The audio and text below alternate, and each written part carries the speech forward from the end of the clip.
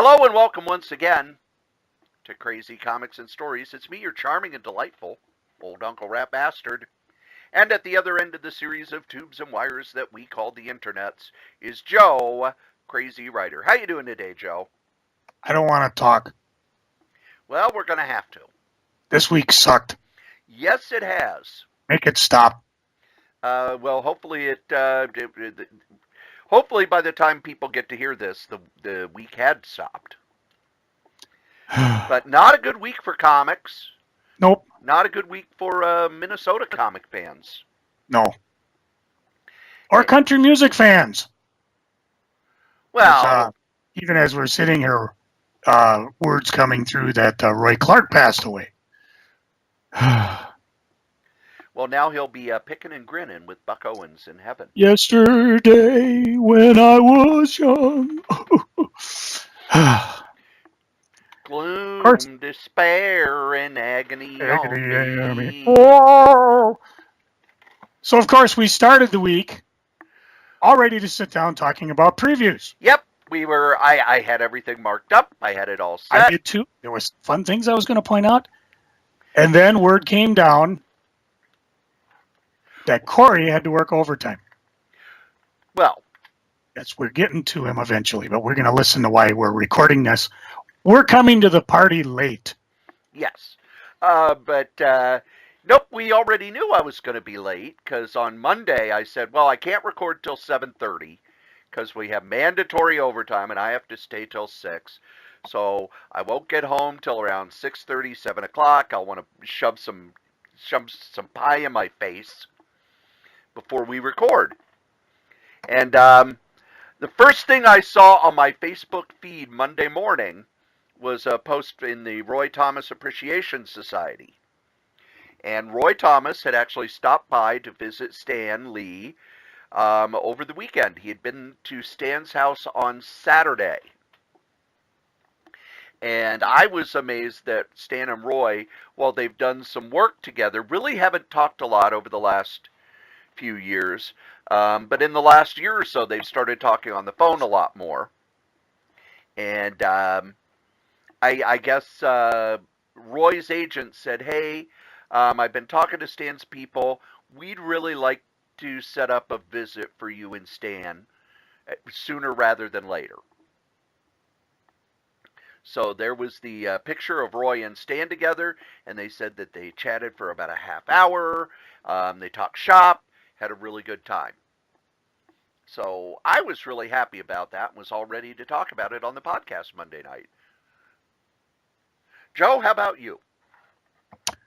I turned on the interwebs only to see that Stan Lee had passed away. And it basically lit up Facebook and everything as it, I think TMZ, as far as I can tell, was the first one to report it. And it just went like wildfire.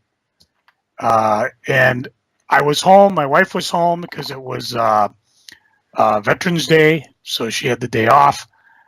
And it was kind of, it was weird because he was, how old was Stan when he passed away? He was 95, going to be 96 in December. So he's old. We knew it was coming. It was inevitable. We've just been having, I don't know, hit after hit. You know, Steve Ditko passed away. Just the older vanguard are slowly leaving. And when Stan left, especially after all the hubbub about his whatever the hell was going on with his finances and people taking advantage of him or whatever, and I guess that was all straightened out, that really hit hard. Not as hard, though, as a local creator, and I just want to start talking with him because Stan Lee was hard, but one of our friends passed away that was a longtime friend and member of the MCBA, a guy I tried to get on the podcast over and over. He just wasn't a podcast guy. And what would you call him? Creator, publisher, idea man, guy funny as hell. He also was the first person to buy an ad on the podcast. He was. Yes.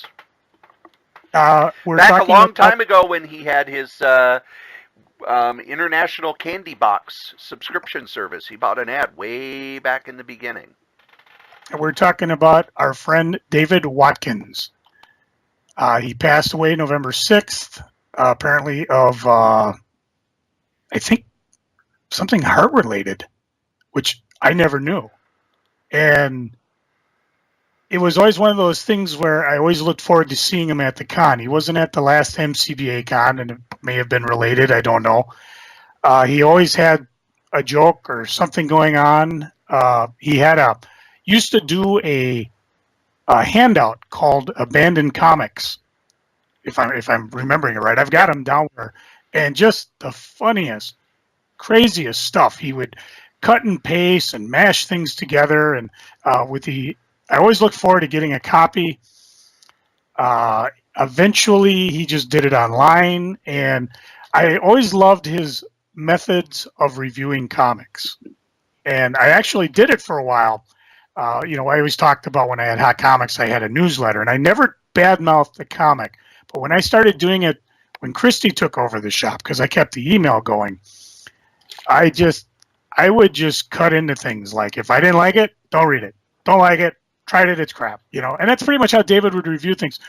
If he got to something he liked, you could tell it, because he might give it 2 sentences of appreciation. And that, Stan Lee passing was hard. Hearing about David passing away was kind of a gut punch. And that was all. On Monday, I was just done with the week. It was like, forget it. The week's over. And we talked with, I was in touch with Cory. We were trying to get the podcast rolling, and we're talking, we're 4 days away from the 12th when Stan Lee and Dave passed away. And I'm glad we didn't do the podcast on Monday, because I don't think I could have talked about anything, because I was just it was upsetting. And now with a little distance, I can stop and appreciate not only, I'm going to miss Dave like crazy, but also, I think we'll talk. I mean, what can we possibly say about Stan Lee? I mean, I've been listening, I've been reading all the stuff, and, his history's gone over and over. We've talked about Stan in the past, too. And I'm curious, Cory, what was your first recollection of Stan Lee? Well, the first time I knew about Stan, I've talked in the past where when I started picking up Marvel Comics, I actually picked up reprints. I didn't realize they weren't new books. So 1975, I'm picking up Marvel's Greatest Comics and Marvel Tales, which was at the time reprinting the Fantastic Four at its peak, and Amazing Spider-Man around issue, I think the one I read was the Prowlers, so that was late, either issue 68, 69, 70, around in there. So John Romita was at his peak, and I was just brought in by the drama, and Spider-Man, you had all the soap opera drama, and Fantastic Four, you had all this cosmic stuff going on, and the dialogue just kind of sang off the page. But then there was the Marvel Bullpen Bulletin page where, Stan's soapbox, more often than not, it was him shilling something that was coming out, but there was also a lot of, hey, Marvel's really cool, we're on the move, I'm giving talks at colleges. And it was, oh, wow. College kids don't read Richie Rich. College kids don't read the Disney books. This stuff's for college kids. This is cool. And then over the next year or so, reading the Bullpen Bulletins really sort of cemented his personality. And then when I read Origins of Marvel Comics, and I go back and I read it now, and he really didn't write much. They were just short introductions. But back then, it was really like Moses coming down with the Ten Commandments. It's like, oh, wow. He's talking about where these ideas came from and all that. And, Stan also would show up in comics from time to time. He was in Fantastic Four 176. All right, and that's where I'm going to jump in because, Corey, you remember what my first Marvel comic was? It was Spider-Man 178. Yep, that was the one that got me on this crazy trail that we're still on. Before that, though, I would read whatever I could get a hold of. There was a kid down the block who had a bunch of Uncle Scrooge comics. That's where later on I discovered, okay, the ones I liked was Don Rosa or Carl Barks. The ones that were so-so weren't. My cousin, the one who gave me the Spider-Man for Christmas, had a Fantastic Four run. My other cousin, his brother, had a Conan run. So I basically went through that. And of course, there were hit or misses. He didn't have complete sets because back then, comic shops hadn't really popped up yet. And that's my first recollection of Stan Lee. And that's what cemented my brain in terms of what the bullpen was. And granted, as time went on, it was probably less and less that way. Especially nowadays, I don't even think people hang around Marvel much less because everything's done digitally. But that was my first recollection of Stan Lee. And from there, then I noticed, his name's on the comic. And then as I picked up the paperback books that had the reprints of Spider-Man and Fantastic Four in that's when I began to realize, he wrote for a while and then he stopped and, picked up an Overstreet Guide. I read a little bit more, learned a little bit more through Comic Buyer's Guide. And he kind of fell into place as, like you said, the Stan Lee character that we know and love. What was your first, did you actually physically meet him? What was your first time doing that? I only met him once, and that was on the set of Mallrats. For those of you who don't know, Mallrats, Kevin Smith's second film, was filmed at the Eden Prairie Mall, which is a scant 9-point-some miles away from my house. And you all would know that because Joe's given you keys to my place. But I heard that they were going to have Stan Lee there. Actually, Dan Biesemeyer spilled that information at Hot Comics one time when he came over. It's like, we're setting up the comic shop for this Kevin Smith movie, and Stan Lee is going to be in town, and blah, blah, blah, blah, blah. So I found out how to be an extra. Butch had been an extra, too. He and I were not extras at the same time, though, because I made sure to be there when Stan was there. And I was there for the 3 nights, and I have yet to see myself in the movie, even though I rode up and down that goddamn escalator. It's the same way when Butch watches it, because he says, as they're cutting a scene, he's like, okay, me and Dave were over in that corner right there. And the film doesn't focus on them because the action was on the characters in front, but they were just kind of background people. Even when they did the end scene, when they were doing the big game show, they were there, but they can't even they don't remember where they were sitting. Yeah. Although they do the one big crowd shot, and they're more than likely probably in it. But there was a break in the filming for a while, and a bunch of us nerds all gathered around Stan, who was holding court, and this was 1995. So, I meanwhile was the nice guy. I stayed and ran my shop and let all my employees go. I wasn't an employee.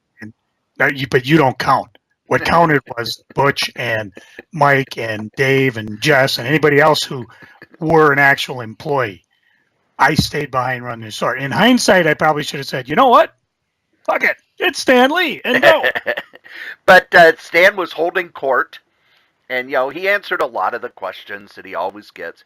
And when it was my turn to ask a question, I was digging into the older Marvel stuff. And I said, Stan, there's an artist whose work I've seen in some of the reprints. And I've heard a little about him online, but I don't know much about him. What can you tell me about Joe Maneely? And Joe Maneely was one of the artists who worked at Marvel in the 50s. And if you go back, you can... I highly recommend for people to pick up the Yellow Claw / Black Knight Masterwork.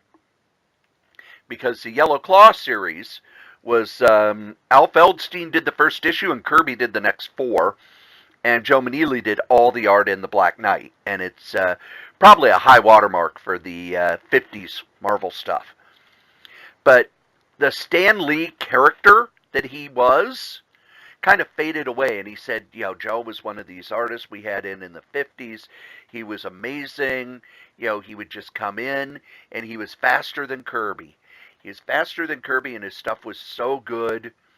And he told me, he said that, well, the story at the time was that a kid had fallen on the subway tracks, and Maneely climbed down, got the kid up, put him on the platform, and was hit by a subway train.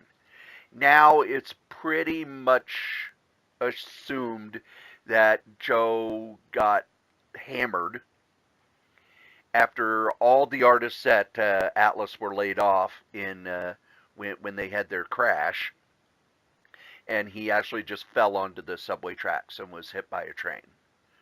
But the Stan Lee, the "Hey, true believer" kind of faded away, and he started talking about his friend from the 50s. And he was like, well, how do you know about this artist? And I said, well, I've seen the reprints, and there's an online discussion group of the stuff from Timely and Atlas, and his name comes up a lot. And Stan said, I'm really glad that people remember him. He was a fantastic artist and a good friend. So that is my meeting with Stan Lee. Joe, did you ever meet Stan? I had 3 meetings with him. Well, but what? I know, I'm so good. Most of the time, though, the one that I didn't actually physically see him, again, this was me being nice, and I'll also confess a little bit at the end, but when Greenberg had his 2-day show at the Minneapolis Convention Center, again, this was back before Pat and I bought Hot Comics, so we were doing the Weekend Warrior thing. Greenberg did a monthly show. It was just a dealer show. He always, every so often, he'd have a guest. I've told the story before where Jay Lee showed up and just didn't know what the hell to do, and Butch kind of hung with him through the day, and we actually got to be friends. Well, I God knows if he remembers us now, but we had a friendly day with him. It was kind of cool. At the 2-day show, Greenberg brought a lot of people in. I mean, he had Jim Lee, he had Stan Lee, John Romita Jr. I mean, I'd have to go, oh, what the heck, my sketchbook's right here. I can, let's see if I can find the, where it starts, because I remember Butch kind of hung around, why can't I think of his name? Oh, Jim Lee, because Jim Lee wasn't doing sketches. I always wanted a face sketch, but he wouldn't do a face sketch. And Butch kind of hung around. And then all of a sudden, there was like nobody around, and he just grabbed Butch's sketchbook and did a real quick Wolverine. With nothing like a Jim Lee sketch, which made me think that's probably why Jim Lee doesn't like to do sketches, because he probably takes his time and gets the art the way he wants it, as opposed to just a quick head sketch. And Butch is like, I don't remember that. And he goes, well, you got it, because I never did. All I've got is just a quick sketch. This is actually the dates I'm looking at are 91, and I'm looking through. I got Christopher Jones. I actually got Joe Monks and Joe Linsner back when you could actually have bought in all of the pages he had for about $20 a piece. Who knew? John Romita Jr. was there. I got Jim Lee autograph, and then I got Stan Lee's autograph. Now, because Pat and I were there doing the con, it was kind of like, oh, go stand in line to meet Stan Lee. And I was kind of like, well, we really can't, because we don't have anybody to watch the table. Even though the con, it wasn't full of dealers, and it wasn't at all well attended. I mean, it was probably one of the last cons that Greenberg ever did in our town before he went away. Anyways, the comic I had Pat bring him was Fantasy Masterpieces #1, which I have here in my little hand. This is one of those Golden Age reprints that was published. #1 here. Let's see, what's the date on it? 1966. So even then, Marvel was doing the reprinting, because they had the Marvel Age going, and so they figured, like we've said, they got all this stuff. And of course, one of the things that I've never seen talked about this week was how comic creators pretty much worked behind the scenes anonymously, and it was one of the big things that Stan came up with by giving limelight to the creators that were doing the artwork. So you read the cover here, fantasy masterpieces, see the old-time fantasy thrillers of your favorite Marvel artists dramatically recreated just for you. By Jolly Jack Kirby, I found the things from nowhere. By Sturdy Steve Ditko, those who change. By Jovial Joey Sinnott, I became a human robot. By Darling Dick Aries, I saw the other world. By Dashing Don Heck, beware the ghosts surround me. Also, don't miss the swinging intros by old Smiling Stan and his corny, candid photo, all on the inside. Nuff said. And you open up, it is a very young, very lack of mustache Stan Lee sitting on a chair as he's talking pretty much about all the artwork that they chose. And Pat took this in to have him autograph for him, and he told Stan, could you autograph this to Joe? And Stan's like, well, where's Joe? I said, well, he's watching my booth. Well, that was nice of him. And he wrote, to Joe, a great guy, Stan Lee. No Excelsior, but that's one of the ones that's always going to be with me because I got it autographed by Stan. I think later that year at a question answer thing, I actually got to ask Stan a question about his relationship with Jack Kirby. I said, I kind of get you guys aren't really friendly anymore. And he goes, yeah, we're not. I feel terrible about it. Unfortunately, that was the last fucking question of the panel. So it was like, well, that kind of leaves everything on a downer. There you go, Joe. Always, he's there with the needle to pop the balloon. Pop the balloon. But my favorite encounter with Stan was at a Cap City show that Pat and I had gone to. And we were going down the hallway, and here is Stan Lee. And we're like, hey, Stan, can we get a quick photograph? Sure. And then Pat and I posed next to him. We asked the guy next to him, hey, would you take the picture for us? And Stan said something that didn't register with me right away. He took a picture, and I'm trying to get Pat to find that picture. I don't know if his ma has it. I don't think I have it, but it's just me, Stan, in the middle. And we walk away. And then about an hour later, it occurred to me, the president of Marvel Comics took our picture with Stan Lee. And Stan Lee was like, it's not every day you get the president of Marvel Comics to take your picture. Did not even occur to me. And I was like, oh, my God, I should have gotten a picture with him. But what do you think the guy told Stan? I said, I'm running the company, and these kids are coming to get your picture. I mean, it kind of reminds me, and I think it was Adam that told the story where he finally got to meet Stan Lee. I've been waiting to see you all my life. Well, I'm sorry to keep you waiting, fanboy. I mean, Stan he had these responses ready to crack. And those were the three that I actually, saw Stan in person. One where I actually got to have my arm around him. And if I can find the picture, I've talked with Pat, I will post it because that's a keeper. I think it's lost.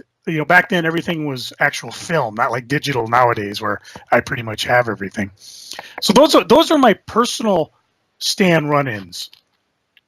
I will mention though, if you happen to have, you remember the Marvel Age that I talked about that had the Stan Lee interview that's never been reprinted? Yes. Number 41. There's a few people trying to do auctions on them. You might get them cheap, but don't even look. Don't even bother. Cory, you got your copy of Marvel Fumetti? Yeah. It's gone up. Well, it was $1 book yesterday. It's like $40-$50 now and going up all the time. And of just course, so people know, the picture of Stan in the Hulk outfit on the couch, that they just pasted Stan's head on that picture because that was Fabian Nicieza in the Hulk outfit. He if you want told that that story picture, online lately. I actually have the original photo of Stan posing, and he's basically in the buff holding a copy of Batman versus Hulk. Well, what it is, they were taking the pictures for the Fumetti book. And the Fumetti book was basically like photo funnies. They were just Marvel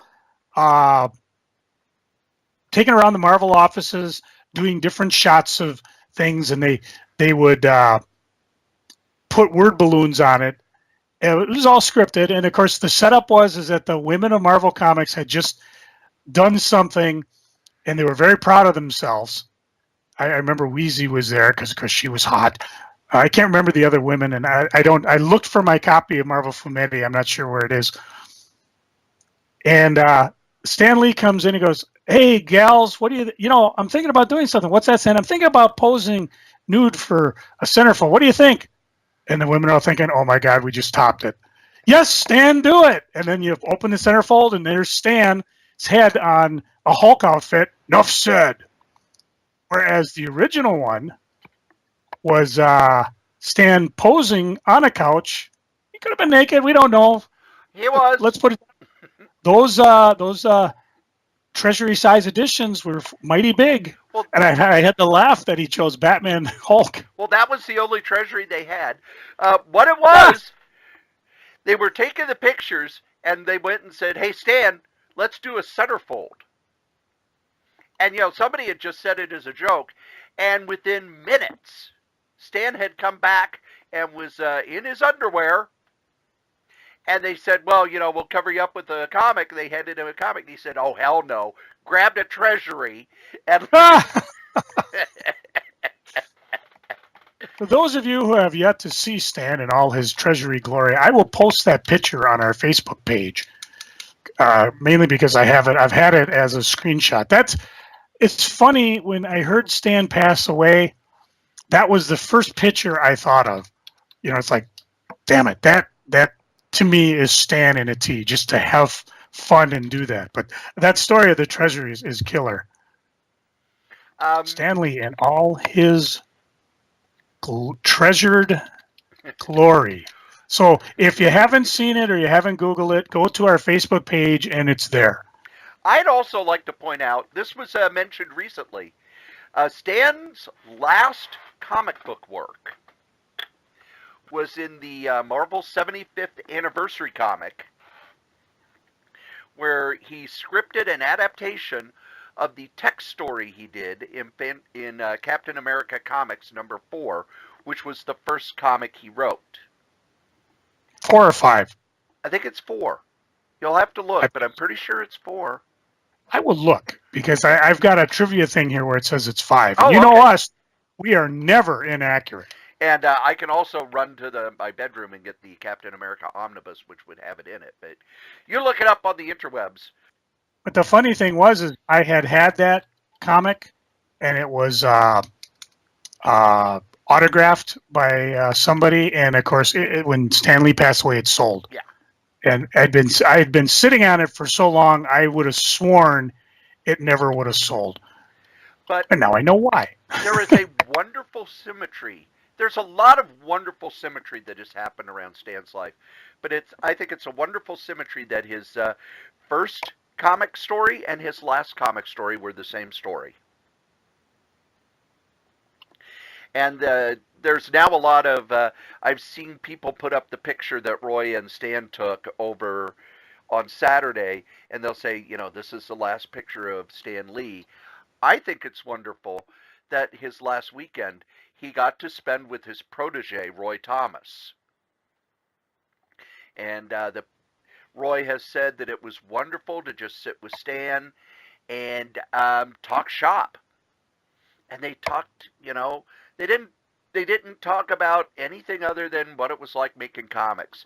And one of the things that Roy has talked about in Alter Ego, Stan did a recording of some kind a few years ago. And he asked for Roy to be there because Stan's memory is so bad. He said, "I want Roy to be there to correct anything I say wrong." So Roy was kind of his right-hand man through the 60s. Roy was the one who took over Marvel when Stan moved up in the corporate chain. And I think that's kind of beautiful that Roy was there for his last weekend. I also want to point out that Stan started in comics at age 17. And he worked for Marvel pretty much from 1940, I think 1940. No, 41. Either 40 or 41 up until the late 90s when they finally had to end his contract due to the bankruptcy. I can't imagine working for the same company for 50 years. I just can't. Well, it helps when your uncle owns it. No, it really didn't. Oh, I don't know. Because Stan Stan stop and his and I uncle think were not close. I stop and I think about a guy like Stan, and then I stop and I think like a guy like David, who David was an idea guy, but he never really got the break he needed to get his ideas out there. I mean, he self-published for a while, and I know he went out to Hollywood to try to break into television, but he was always chugging away. I'm not saying Stan was handed anything, certainly not if you're aware of anything in his history, and like Cory alluded to. I mean, it was probably a minor miracle he was around long enough to launch the Marvel Age. I'm looking for my Overstreet price guide. I have no idea where the hell it went. But another thing about Like it was, I don't have a dozen of the damn things lying around. I'm going to keep looking while you talk here. when Stan started at Marvel, he was Stan Lee and Joe Simon's gopher. He would get paper and pencils, and he'd sharpen pencils, and they'd send him out to get coffee.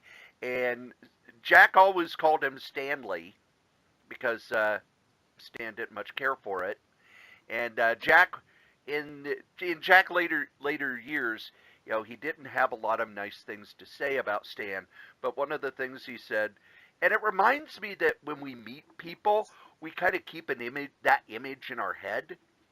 That whenever he thought of Stan, he thought about that annoying fucking kid who sat on top of the file cabinets playing a goddamn ocarina. Which is, the little woo. Stan would, if he didn't have anything to do, he'd just sit up there and play that thing. And Jack would get so mad he'd throw things at him to make him stop. And just think, 2 years later, Stan is the editor-in-chief of the company. That damn kid. Up until Roy Thomas took over, there were only 3 editor-in-chief at Marvel, and they weren't really called editor-in-chief. You had Joe Simon, and then when he left, it was Vince Fago and Stan Lee. And Vince did the funny animal stuff and the that stuff, and Stan did everything else. And when Stan was conscripted into the army, he was in a small group of playwrights. And I think there were less than 10 people in that group. But he would be the guy who would, this group of playwrights would write movies and plays and other things like that for the soldiers. So when the soldiers would go overseas and they'd see the video about don't get VD from those French women, Stan wrote that. Stan worked on that. And, think about where he started. And then before Marvel really took off, he was the editor. He talked a lot about the 2 different times he had to lay everybody off and how much that, he still carried that. I've read interviews even like 2-3 years ago where he would talk about that as being the worst times of his life. Okay, here it is. A text filler. Captain America foils the Traitor's Revenge in Captain America Comics number 3 from 1941. Number 3, okay, we were both wrong. Yep. By the 50s, the comics were just kind of barely holding on. And the people who worked in the other parts of Martin Goodman's empire, the ones who wrote for the men's magazines, the kind. Captain America 5 was his first full comic strip. But that text story in 3 is the one he did an adaptation of in Marvel's 75th anniversary.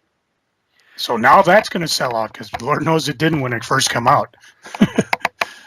But the guys who worked down in the smut mags would make fun of Stan.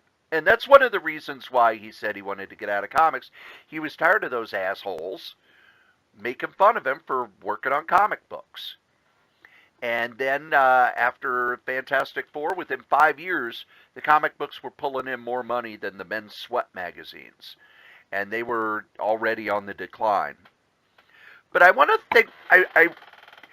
I've been talking with friends who, oh, it's so sad that Stan passed away, and all I could think is, here's a guy who started with nothing. He was Martin Goodman was the rich side of the family. Stan's mom and dad were not. They were. I think they were Hungarian, and they really didn't have a lot, which is why Stan had to go to work so young. And by the '60s, he just wanted comics to be accepted as an art form. And the last 20 years of his life, he's a megastar. He's going on TV. He's in movies. He's probably the most well-known person to ever work in comics. And now we're going to ask the Strode. Uh-oh. Which movie did Stan appear with his wife? The only time they appeared together on film. Oh, gosh. I'll make it easy. It was a Marvel movie. I don't remember which one it was. X-Men Apocalypse. Oh. That's the only time. I mean, and Cartoon Network, her voice was heard, but, that was just him playing with the Stripperella doll. Right. But that was the only time they actually appeared together.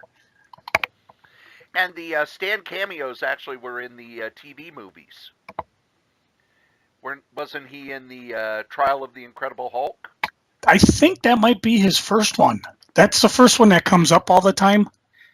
It's funny because I ran across a DVD today of, a couple days ago, that had the two really bad Captain America movies on it. Oh, wow! I actually want those. I will tell you where to get them. But we'll wait. We'll do that when we get to Freaking and Geeking. But I don't want us to mourn Stan. The guy lived for 95 years. That's a good long life. He had a wonderful life. After a lot of struggle, he became the number one guy in his field. And then he went out to California because he wanted his creations to be more than just throwaway comic books. And now they are. And he was 95.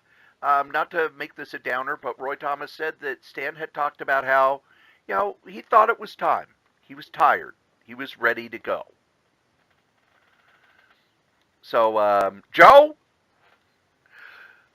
what are your favorite Stan Lee stories or runs of comics? Well, I do know he said if he could be one Marvel supervillain, he said he would want to be Dr. Doom. So, anyways. Also, the whole favorite character thing, I love the fact that everybody, Stan said that Spider-Man was his favorite character. Whatever character you brought up was his favorite character. Okay? You like Forbush Man, don't you? Oh, he was one of my favorite. I love writing him. The one I remember is when I was reading Son of Origins, he talked about how Daredevil was his favorite character. And if you read those early Daredevil stories, you see why. Because they have that Stan goofy soap opera, wise-ass humor to them. Daredevil's going to trick his friends by pretending to be his own twin brother. That's the one thing that when I think of Stan, because I know the history so much, Stan loved writing the humor books so much. And he actually brought that into the superhero stuff. But if you want to see true, unadulterated dad joke Stan, read stuff like Millie the Model, when it became kind of a Archie knockoff. Any of the Archie knockoffs they did in the 50s, anytime he worked with Al Jaffe in the 50s, Stan was the dad joke machine. He loved that goofy, kind of wise-ass humor. And that's why Spider-Man's wisecracks. It was because Stan was like, well, he's got to say something. But Joe, what are your favorite Stan Lee stories? I would have to say the early Spider-Man, because that's the one, and it may be because my first comic was the famous Spider-Man 178, but I always remember those fondly. I don't remember, and I've read them, the X-Men, the Avengers, Fantastic Four, but I do remember very vividly the Spider-Man comics. It could be because he was in high school, like I was at the time. I could see myself being him. He spoke to me because he didn't have two nickels to rub together. No matter what he did, it was going wrong. Spider-Man was kind of like the Charlie Brown of the Marvel Universe. It was just nothing went right for him. And the run I started reading, was the return of the third Goblin. And of course, it went into the 190s where everything started falling apart. His aunt died, his friends hated him. He tried to graduate, but he was one credit shy in a gym class of all things. I love that. That was, yeah. Marv Wolfman really was good at that sort of thing. Which I thought was funny because when I went to college, gym was an elective. It wasn't a requirement. But, I had to take it. I took badminton. I didn't have to take it. I took a few just to kind of do something other than study, and it was fun to break it out, the studying with some physical stuff. But I think that those would probably be my overall ones because, when Stan came back, he did the graphic novel with Jack Kirby, which was amazing, the Silver Surfer one. But even the the other stuff, like the Stan Lee Presents in DC Comics or Imagines, it kind of left me cold. I know, it just wasn't quite what I was ready for. And I always did look forward to when Stan would write something. Usually it was like in an annual book, like and I don't know which ones. I'm just picking like Spider-Man 700. Stan would have a quick backup story in that. But those early Spider-Men, they were definitely the memorable ones for me. How about yourself, Mr. Strode? When I think of Stan Lee's writing, the one that comes to mind is his run of the Silver Surfer. That 18-issue run he did with John Buscema. Because Stan felt almost a weird proprietary love of the Silver Surfer, and even into the 70s, you had to ask Stan's special permission to use the character. And for years, they didn't do a Silver Surfer series because Stan kept saying, no, I'm the one who does the Silver Surfer series. So if you go back and you read, especially the first 17 issues, because the 18th issue was when he went to Kirby and said, this book ain't selling, we got to save it. And it's very different. But those 17 issues kind of show you Stan's philosophy toward life. Kind of this, people are kind of shitty now, but they could be wonderful.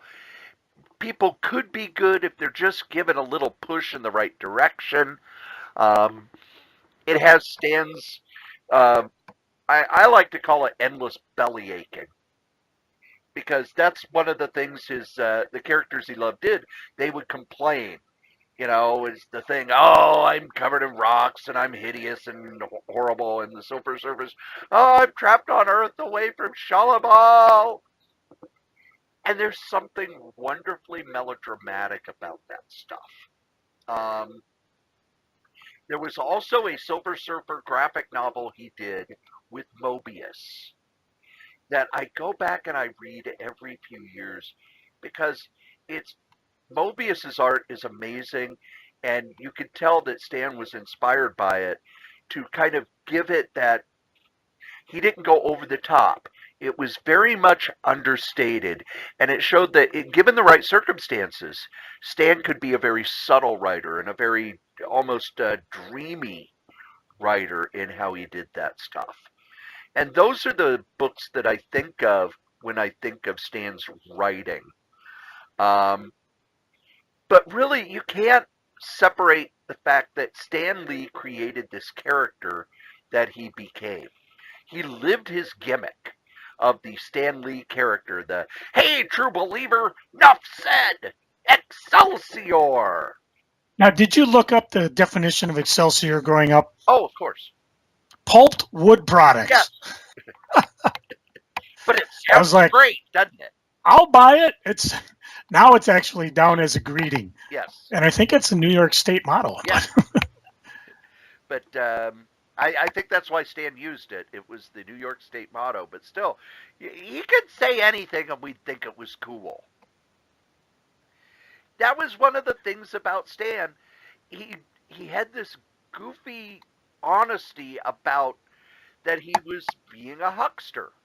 And he would flat out say, all right, here's the hard sell, true believer. One of the things I recommend people do is read the stories that comic creators are writing about him. Because all of the people who worked with him talk about how what a wonderful teacher he was. Mark Waid talked about how when he was in charge of Boom, and Boom put together a deal to publish some Stan Lee books, he thought Stan would just kind of be putting his name on them. But no, Stan came into the office and went over the art and was like, we need to change this, we need to do this, the story needs this. For all the talk about Stan as a writer, Stan, in my opinion, was the greatest editor in comics, period, end of statement. Because one of the things that is the controversy, oh, well, he put his name on his writer even though he just gave the story outlines to the artist. That's what editors did back then. You listen to what Mort Weisinger would do. You would come in, you would pitch stories to him. He may take one, he may not. But there were times he would go, all right, here's the cover. You're going to write the book. You're going to draw the story. The editor would come up with the story and give it to the writer to write. Stan did that, except Martin Goodman was too goddamn cheap to have a writer to give the story to, so Stan had to do it. And you look at those early Marvel books, it's, oh, Stan created this and Kirby created that. Stan was the editor. Stan was the one who took the stuff and said, all right, here's how to make it better. Here's what we're going to have on the cover. Stan was the editor. He was the art director. He was in charge of the office. He made sure people get paid. Because in the real early days, it was him and Flo Steinberg, and that's it. That was Marvel. I've often said, Stan and Jack and Steve and Don, they were akin to the Beatles, yeah, with John Lennon and Paul McCartney. What those two did in music together is equal what Stan and Kirby and Ditko and Heck did in Marvel Comics. And when they were apart, yeah, there was some good ideas. They weren't great. They're not well remembered. I mean, I talk about finding Kirby's stuff later at DC. Oh, Jack, and to this day, there's some stuff in the New Gods I still don't get what he was trying to do. The artwork's beautiful, but it wasn't. There was just a magic in that collaboration, and that's why I always get kind of, I don't know, when people start giving, well, Kirby did this and Stan did that, and it's like, we'll never know, because there were, Steve didn't talk and Jack wouldn't talk, and Stan didn't remember. Well, Jack would talk, but it would depend, because if he was mad at Stan, Stan was the worst human being on the planet. And if he liked Stan, if he and Stan were getting along, Stan made his work better. It depended on when you talked to Kirby. Kirby was very passionate, and one of the big interview that everybody points to in the Comics Journal was actually done at the peak of when Kirby was fighting with Marvel for his art. And Jack never quite grasped the fact that Stan was not completely in charge. He like when he didn't get his contract and his raise, he blamed Stan, even though Martin Goodman was the one he was negotiating with. When he didn't get his art back, he blamed Stan, even though Stan was out in LA and had nothing to do with Marvel at the time. He was barely reading the books from time to time. So, well, Vox puts an interesting spin on that because they say in 1966 there was an article by Nat Yes. Friedland Yep. from the New York Herald Tribune, who basically, despite when Lee himself said in the article he wasn't involved as some of the others in the company title, he basically wrote up Stan like Stan was Marvel. Yep. Totally ignoring everything else. And Mark Avanier talks about how Kirby, he said the article did enormous damage to Jack personally and professionally. Yep. And I guess I'm still kind of naive. I guess I don't get. Personally, I could understand. I don't understand professionally because he's still Jack. The comic industry was so small back then. Who outside of the comics would that matter to? There were only. But the thing to remember was when Jack came to Marvel, for all the talk and bluster, he came hat in hand. DC would not hire him. DC had cut his contract. He didn't want to move out to LA to work for Western, which was being distributed by Dell. It was either Marvel or Carlton. And Carlton was pretty scummy. And what Jack wanted was he wanted, if they're going to write up what we do in the paper, I want some credit. And the article made him look like, he's just the art monkey. Yeah, I haven't read it. I'm just reading about the article. Yeah. And Stan does everything, and these artists do what he says. Yeah. Well, there was already, he already had a bad reputation over at DC because of suing one of the editors. So he probably took it very personally. Because here he is, Stan's going, all right, in the next issue we're going to do this. And Jack would, pace it out and draw it and bring it in, and Stan would put in, and Jack would even put, on the sides of the art, what's going on, so that if Stan needed help with the dialogue, there it is, and then in this article in the paper, it's, and the Stan does everything, and the artists just draw the stories. And another thing that I keep hearing is, well, Stan didn't give credit. If you listen to any interview, Stan did. I remember when he was on Larry King. I actually watched Larry King because Stan Lee was on it. And he kept trying to give credit to the artists, and Larry King would cut him off. Until finally Stan said, look, I didn't do this stuff on my own. I had wonderful creators who helped me along, who did this. You've got to give credit to Jack Kirby and Steve Ditko and Don Heck. And it's hard for people to understand that, because if you're not in comics, you barely have a comprehension of what a writer does and what an artist does. It's, until Stan, it was just comics were just there. There weren't credits. It was just, and if you're not sure about that, look at some of the Golden and Silver Age boards where they're still to this day trying to figure out who did the artwork. There are some books they're like, well, it kind of looks like this artist, but we don't know because nobody kept records of it. And it wasn't something you came out and said, yeah, I draw comic books for a living. You would probably, well, yeah, I just, I work at magazine or whatever. Because it was not commercial art. That's what a lot of the artists would say. I work in commercial art.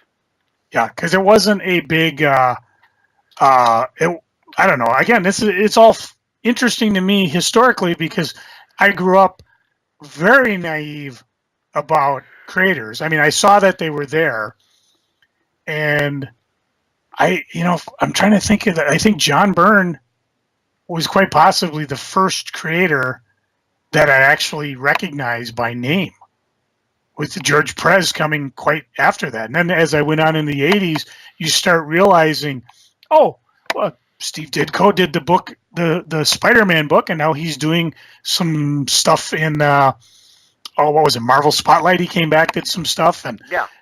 Jack Kirby was doing stuff, and then I saw what he was doing at DC, and I was like, not really into that. And he came back, did some stuff at Marvel, and I was like, he really changed from I liked his stuff better when he was doing Fantastic Four. Not realizing, what those books covered up to what, Fantastic Four 15?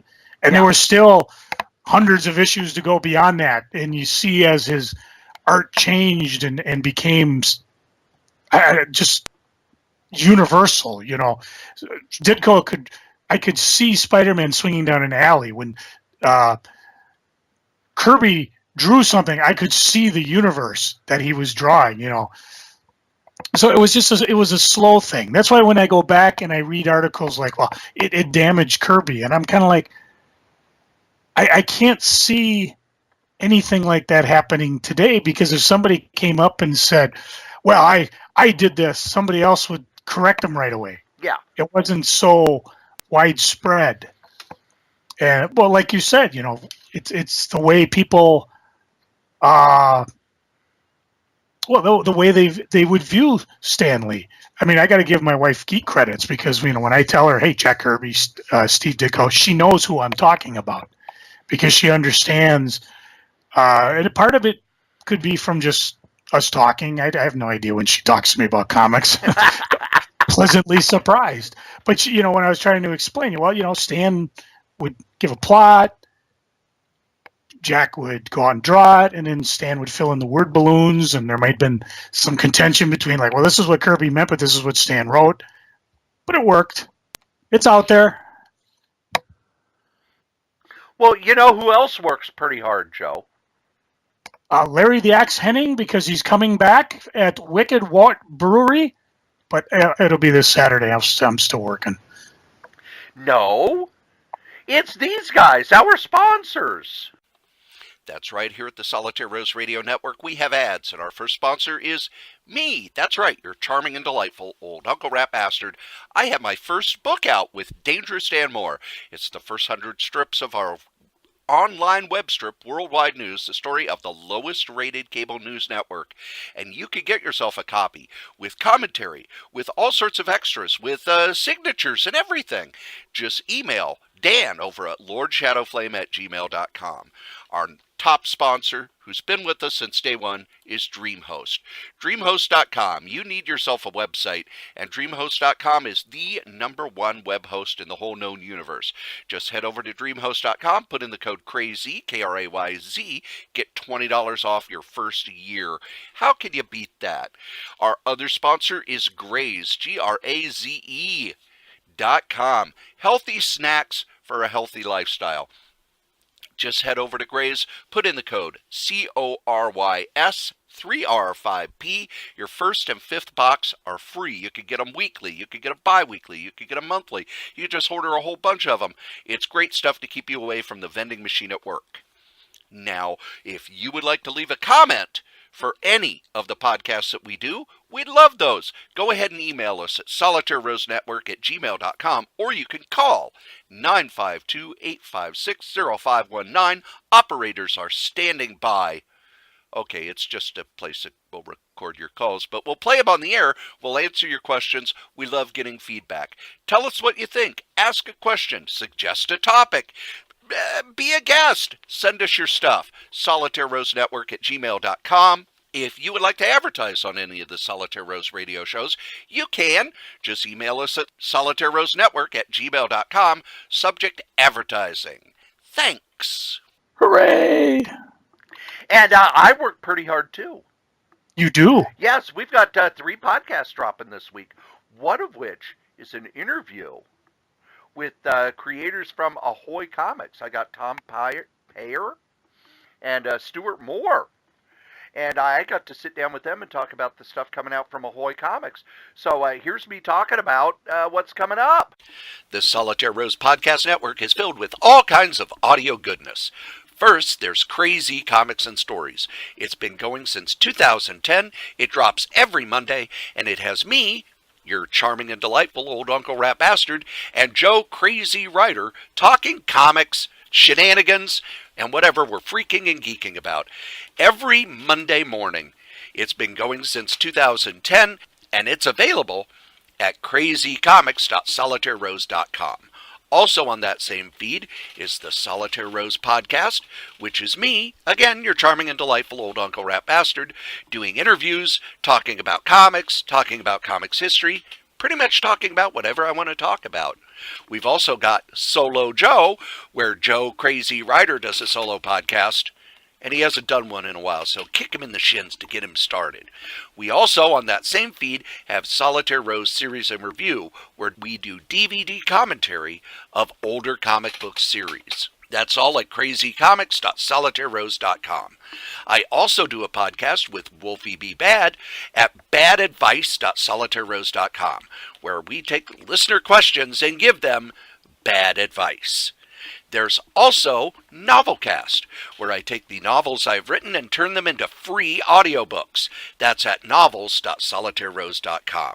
There's also Fantastic Forecast, where myself and Adam Vermillion are going through the entire run of the Fantastic Four, 4 issues at a time.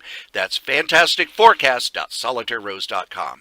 And if you think that I'm on all of these podcasts, you're wrong, because Scrabbling Across the West is at scrabbling.solitairerose.com, where musician Dave Cofell and his wife Stephanie travel across America and then sitting down to play Scrabble and talk about the day. That's at Scrabbling Across the West, scrabbling.solitairerose.com. There are always more podcasts at the Solitaire Rose Podcast Network. Be there.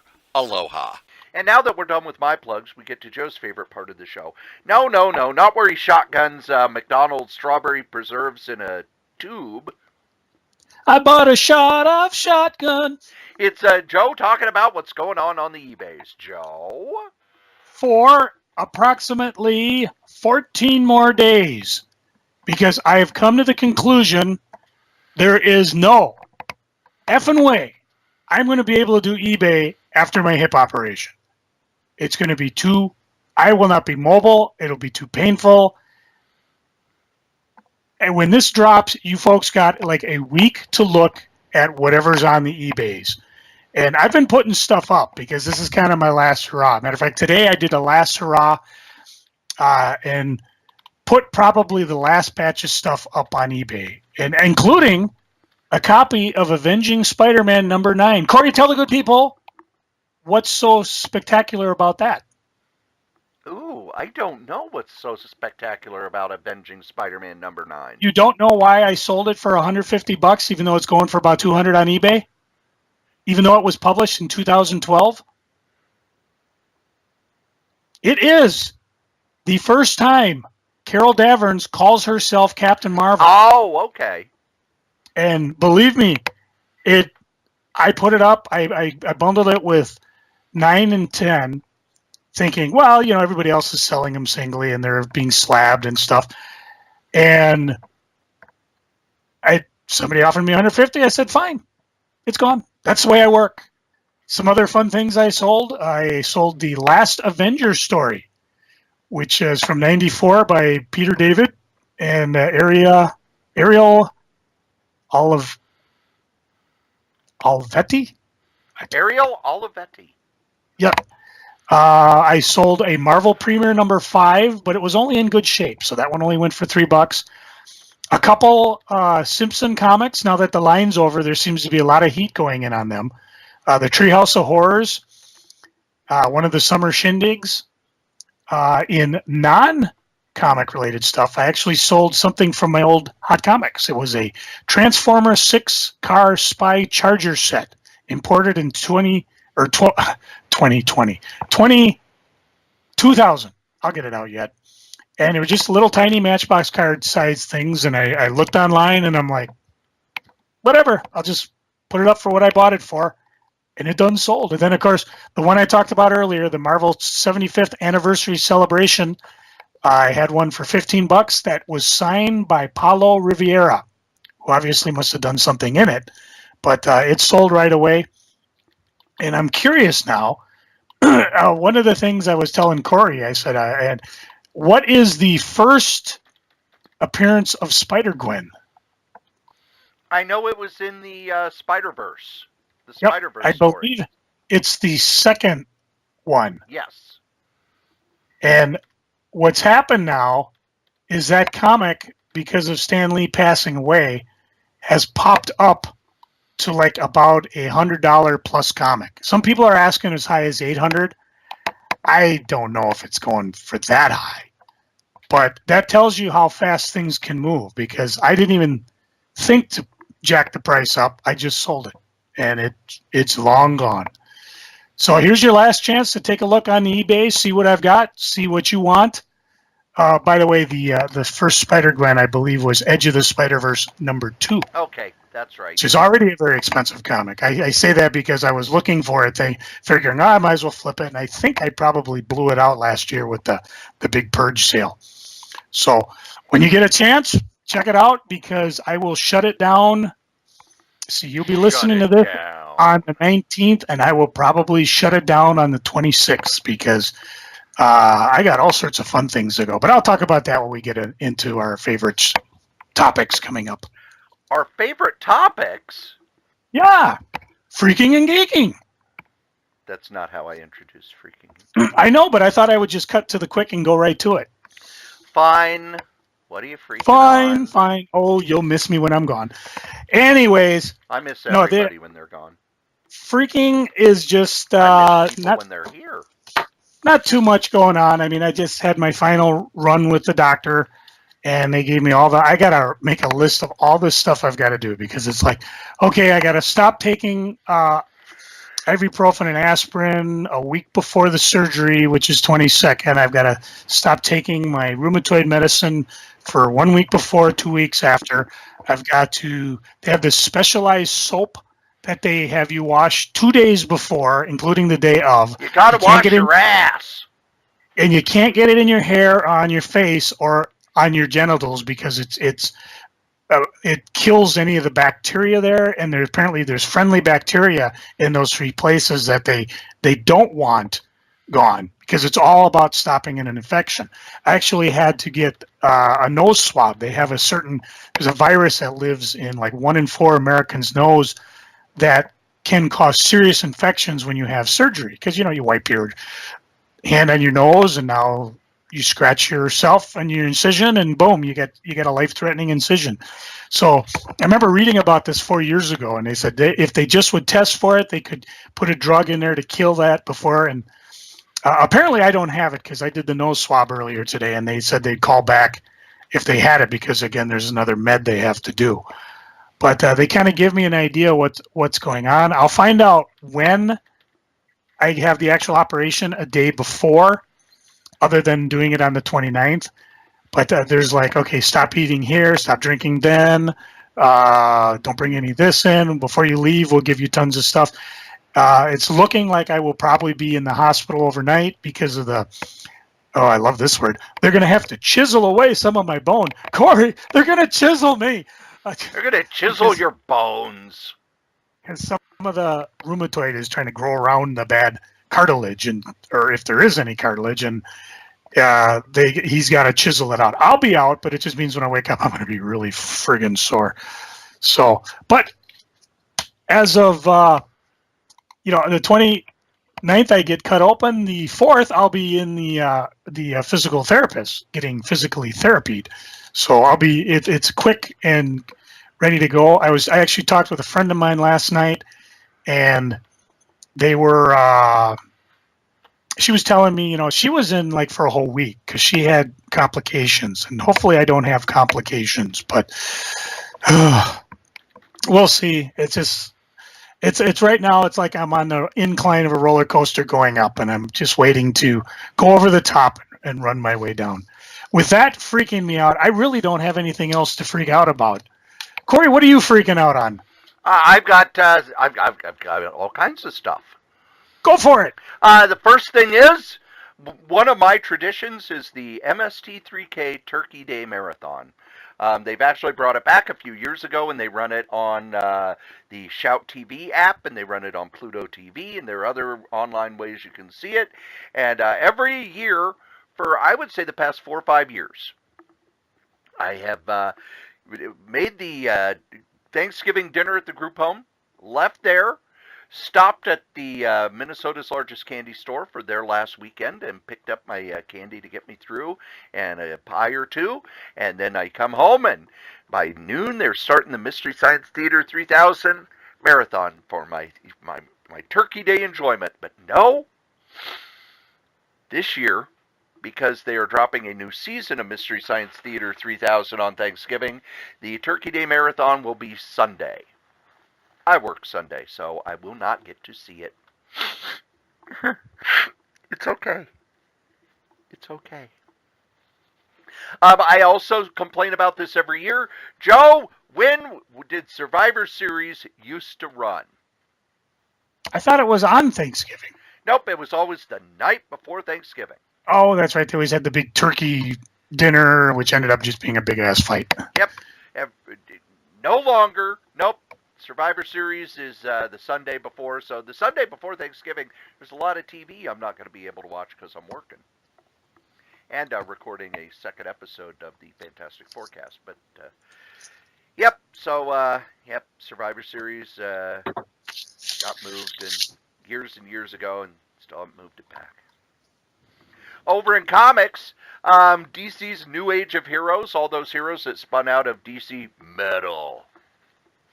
Yeah, they're crashing and burning, being canceled, and it looks like that little vanity line is dying. So hope you weren't too mentally invested in that. It's one of the reasons why when comic companies say, hey, we have an all-new line of books, I just kind of go, okay, I'll ignore it and it'll go away. Looking at you, Marvel 2099. I'm looking at you, Marvel Tech. I'm looking at you. Boy, DC is sending out the mixed messages on the Black Label stuff. Because, okay, Batman Damned did really great. And then you read all of these things about how, they're cutting back on the Black Label line because of all the pushback on Batman Damned. And a lot of the stuff that they were going to do for Black Labels getting rethought and everything. But then in the new previews, it's next month. Oh, look, we're putting out all these trade paperbacks from the past.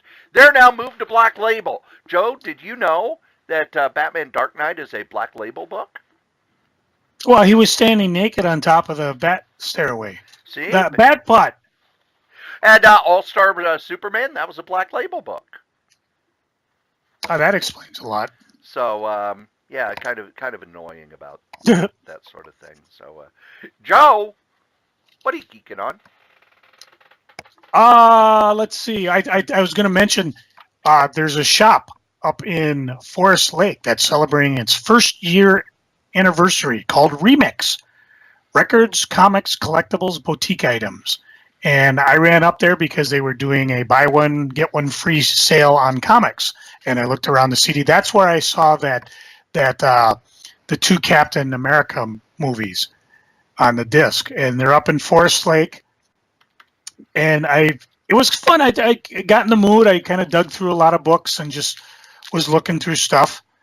And picked up some reading stuff, picked up some things to sell. Like one of my buds at work is really big. I corrupted him. He was the guy I bought the Infinity Gauntlet for, and now he's voraciously reading comics.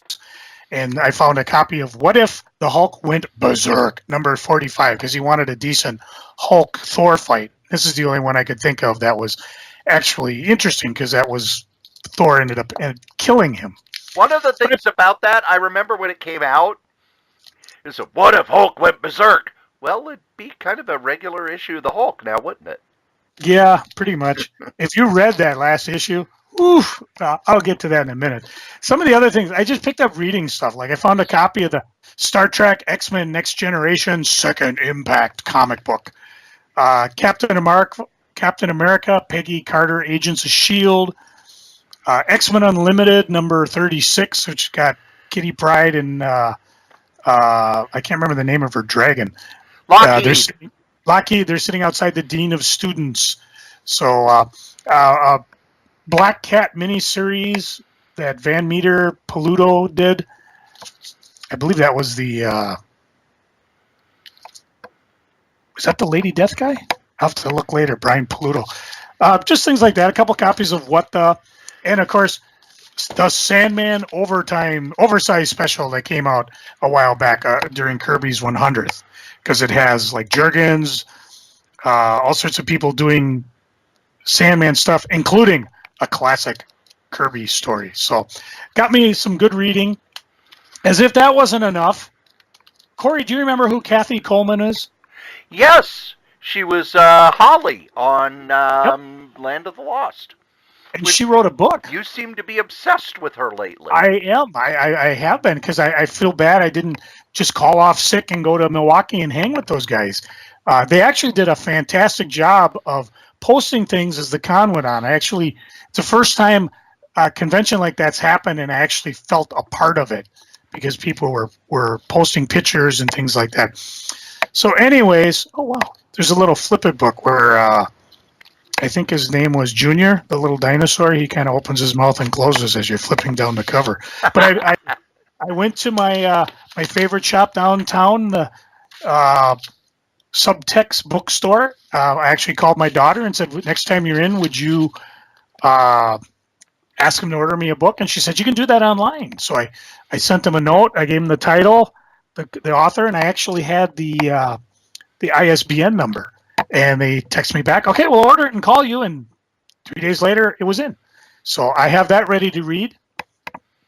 I have no doubt, judging that I have had surgery before during my comic book reading days, way back in high school. And let me tell you, when you're sucking cheese and taking drugs, reading is probably the last thing you want to do. I will probably come back with oodles of things I will have watched.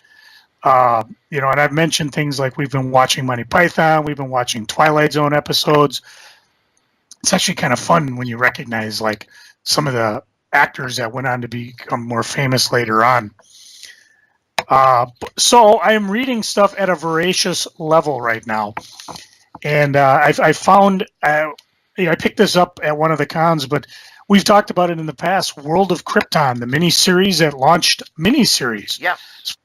And it holds up fairly well. It was a lot of fun reading, and I love things like that where they kind of tied in all the goofy Superman stuff and made it into a fairly decent story. Back issue number 108 was an all Aquaman issue, and it was kind of neat because it covered not just the Silver Age, but it went into some of the 80s, 90s stuff that Peter David did, and including Aqualad and things like that. And part of the fun is you're reading this and you're like, I remember reading this, or oh, I don't have those anymore, I want to reread them. So just a good issue, covering the post and pre-crisis Aquaman.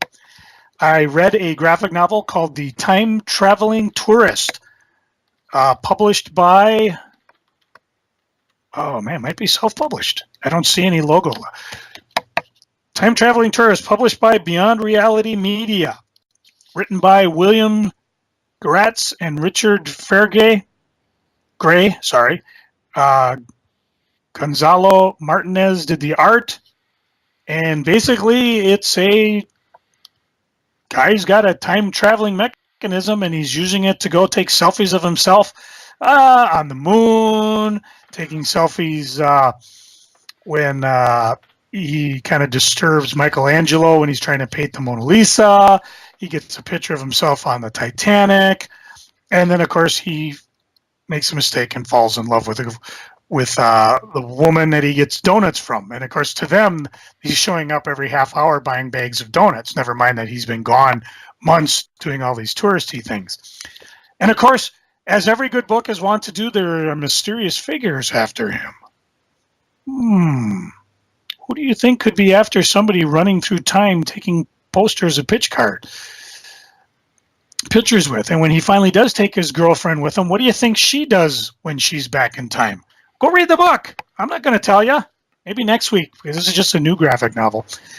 I picked up a series from Vanity Publishing called The Complete Our Valued Customer by Tim Chamberlain. Yes, I love that book. What fun is this? Basically, this is why I wish I could draw, because what this guy did is he was able to score himself a job at a comic store. And what he did is, as different people would come in, he'd take a backing board and he'd draw a picture of the customer that just went through. For example, It Begins. There's a picture of a guy wearing a coat with spectacles and buck teeth, and he goes, "Do not touch my comics with your hands while you ring them up, as that's a sure to decrease their value." And then, of course, there was a girl who come in and goes, while discussing why she doesn't like superhero comics, "Do you ever wonder why there aren't more vegan superheroes?" And this guy's got over 300 pages with like 4 strips on a page full of just different reactions of customers coming through. I don't recall for the life of me that varied amount of customers or just weird things that people said. So maybe it's a good thing I can't draw. But it was a lot of fun to read. And if you can pick it up, it just came out. Let's see. I got some number ones here. I'll just kind of flip through quick. Because like I said, I read a lot of comics, but there's only a few that we've probably never talked about. For example, the last Simpsons comic, number 245. A lot of fun, a lot of cross references, a lot of Life is Hell bunnies. And plus, they do something that's fun. They have every single Simpson comic pictured and on the back couple pages. So a good send out for Bongo Comics. I read Battlestar Galactica 00 because there's already been a 0. And this is the classic ones. It's only 35 cents, so you get a chance to pick it up and see if you like the story, like the art. And it's just a little bit of a teaser because the main series is starting up probably later this month. So that was fun. In the Vertigo line, Books of Magic and Lucifer came out. I'm picking up all 4 of them. I'm still on the fence as to whether or not I'm going to hang on the fence to buy these, or maybe I'll just drop and do graphic novels on them. Books of Magic starts out kind of interesting because Tim knows he's supposed to be this grand magic guy. He just is upset because he's not doing any magic. So apparently Books of Magic, or the miniseries, happened, but anything else that's happened previously didn't. So this is like a fresh start for Tim, other than the fact he knows he's supposed to be this great magician. He just is frustrated because he can't quite get it to work right. In Lucifer, as far as I can tell, he's homeless and nuts. And obviously, there's more to be told there because there's a lot of people that are not happy that Lucifer is loose. And again, these are both setup issues, and so far they're pretty strong. And I'm actually, like I said, I'll read them around for a while and see if I hang with them. Another number 1 from Image, Exo Sisters. 2 sisters, their job is to deal with, well, I don't know. The first issue starts where at a wedding, all of a sudden the groom gets taken away by a demon, which really freaks out the bride nevertheless. So she calls the Exo Sisters. One of them is kind of a prim, proper, down-to-earth person. The other one decided to just crack at the unused champagne at the dinner table. So that gives you an idea what's going on with the sisters. They figure out the first case. It's a good done in one. It's got a little cliffhanger. And one of my favorite all-time story done by one of my favorite creators, Tony Isabella, was reprinted in True Believers number 1. Well, it's a number 1, but it's a what if Spider-Man had rescued Gwen Stacy, the most eagerly what if of all, and believe me, at the time it was. And Tony Isabella wrote it, Gil Kane, Frank Giaconia are the artists. Just fantastic story. And why? Well, I probably know why. They haven't talked to Tony and said, hey, would you do a sequel to this? Because it ends up, he's hunted, he's alone, he can't get to his costume, he can't get to his web shooters. The crux of the matter, and again, how long is this? What are we talking here? 40 years these comics have been out? Yeah. So the crux of the matter is that the Green Goblin, right before he got defeated, and this is Norm, sends the incriminating photos of Spider-Man as Peter Parker to J. Jonah Jameson, who crashes the wedding right after Peter and Gwen say I do. And of course, Spider-Man's wanted at the time. Aunt May has a heart attack. Peter Parker, of course, escapes because he's Spider-Man. Who's going to stop him? Jonah's, of course, high on the hog. Everybody else is pissed at him. So a troubled man stands and broods with the fate of society at stake. What will his decision be? Only time will tell. Time and the Watcher. Well, he's dead, so maybe Tony or the Nick Fury will tell us. So, a lot of fun, a lot of excitement going on. I did have something else I was going to say, but whatever. We'll figure it out later. Cory, what you geeking on? What got you? Oh, I know what it was. I was just looking up prices. Apparently, on November 12th, every single copy of Marvel 25th Anniversary Celebration #1 was swept off of eBay, ranging anywhere from 1 cent to $4. And of course, my sign was 15. And now, of course, they're all on eBay's for as high as $700. The only one I seen that might have been worth something was the one signed by Stan Lee and Romita. So, again, as with the Bat Prick comic, which I'm going to call it from now on, if you're looking to sell it, you might as well sell it because it probably isn't going to be published anymore.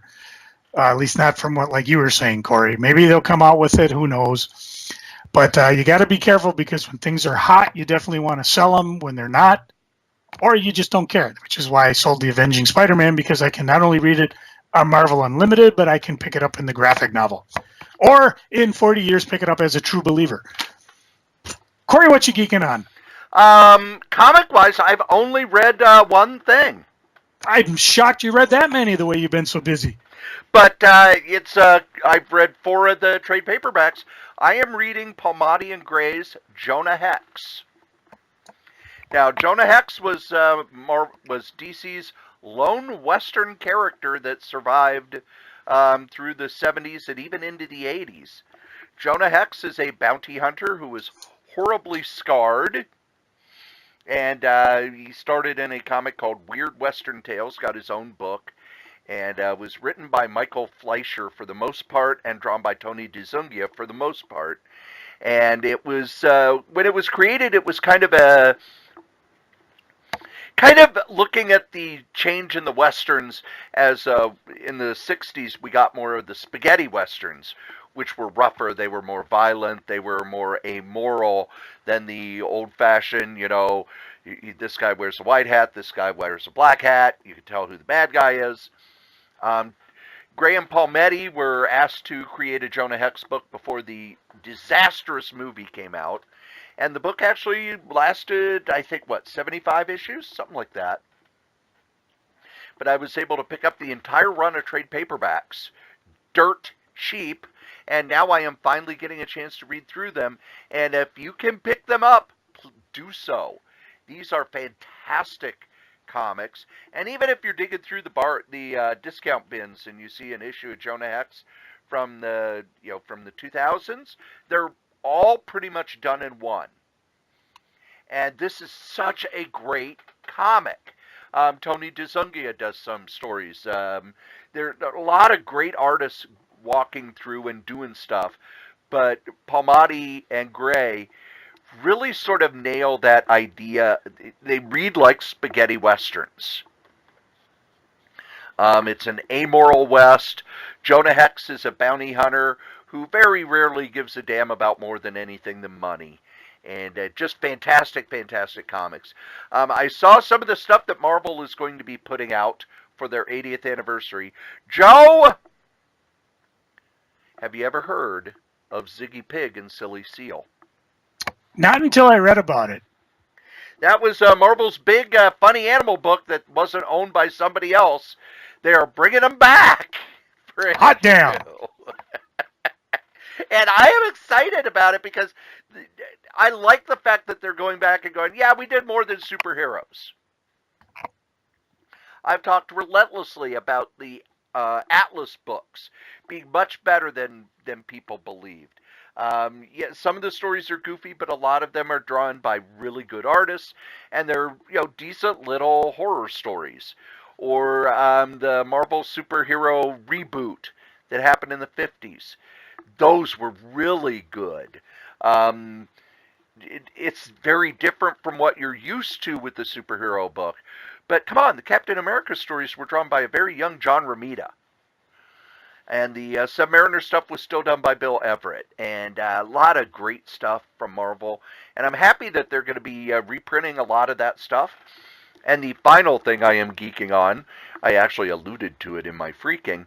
On Thanksgiving Day, they're dropping 6 new episodes of Mystery Science Theater 3000. And it's not called season whatever, I don't know, 12. They're calling it The Gauntlet. And the reason is because Pearl and TV's son of TV's Frank are going to be forcing Jonah and the bots to watch 6 movies in a row without a break. Now, you can take a break if you want, but they're not getting one. Nope. And they've announced the movies. There is one that I cannot wait to watch. I will probably, if it's not the first one in the list, I'll watch it out of order anyway. And that is, Joe, a little cinematic joy called Mac and Me. Now, I don't know how big you were into crappy movies in the 80s. Did you ever watch The Mac and Me? I don't think so.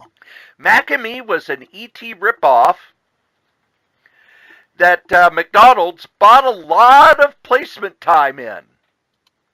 So remember how E.T. liked the Reese's Pieces? Mm-hmm. Mac liked the McDonald's cheeseburgers. And scenes take place at McDonald's, and oh man, this is worse than in The Golden Child where they have a Pepsi can dance for 5 minutes. This is some painful crap because the movie is cheap and ugly, and oh look, there's McDonald's. So I am looking forward to that. Oh, also, Joe, I doubt you'll want to go because we've talked about it a little bit, but I have the night off for when NXT comes to St. Paul. Which is? It is December 7th. Good luck with that. I'll probably be high on hip balls. Which is the Roy Wilkins Auditorium. I thought they'd torn that down. No, they refurbished it. Is it still horribly uncomfortable? I haven't. No, actually, it isn't. Because I actually saw a WWE event there back in the 90s that became kind of famous, frighteningly. Because it was Brian Pillman's last match before he died. I saw the infamous AWA match where Hulk Hogan was up against Nick Bockwinkel and won the title only to be overturned by Stanley Blackburn. Because apparently Bobby Heenan threw brass knuckles in the ring. Bockwinkel missed him. Hogan picked him up, smacked the champ, and they wouldn't let the belt change on that. And as we all know, the plan was they were going to fight across territories, but apparently Hulk had a better offer. Gosh, I wonder who gave him a better offer. Boy, who knows? Whatever happened to Hulk Hogan anyway? No, that was Stone Cold Steve Austin. He did a reality show, didn't he? I think Stone Cold Steve Austin got to give the stunner to the president, didn't he? Yes, he did. I'm mixing up something. I don't know. Well, believe it or not, kids, you have listened to us blather on about Stan Lee for an hour and a half. And our good friend Dave, and comics, and Jack, and Stan, and just the bloody universe that these boys made for us. And as we say every week, the comic we like least, we still like better than the comic that you like the most. Joe? I used to think what I did was not very important. People are building bridges and engaging in medical research, and here I was doing stories about fictional people who do extraordinary things, crazy things, and wear costumes. But I suppose I have to come to realize that entertainment is not easily dismissed. Stan Lee, hit my music.